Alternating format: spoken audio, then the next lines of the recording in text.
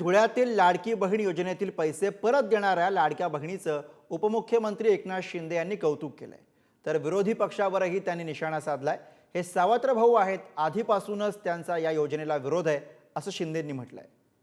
माझ्या लाडक्या बहिणीला खूप खूप धन्यवाद देतो। मी त्या लाडक्या बहिणीचं अभिनंदन करतो की त्यांनी त्यांच्या मुलाच्या खात्यात आलेले पैसे प्रामाणिकपणे परत केले। खरं म्हणजे अशा लाडक्या बहिणींना आम्ही ही लाडकी बहीण योजना सुरू केल्यामुळे लाडक्या बहिणींच्या आशीर्वादाने हे सरकार आमचं आलेलं आहे, त्यामुळे त्या लाडक्या बहिणीला देखील धन्यवाद। विरोधकांना टीका करण्याशिवाय दुसरं काम आहे का?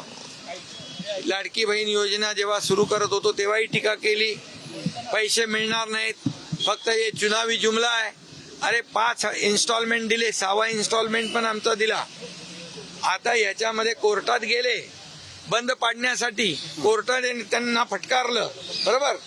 आता सुरुवातीपासून विरोध करतायत आणि म्हणून मी सांगितलं होतं माझ्या लाडक्या बहिणींना, या सावत्र आणि दुष्ट भावांना त्यांची जागा दाखवा, आणि त्यांची जागा त्यांना दाखवली। ते विरोधक चारी मुंड्याचीच झाले।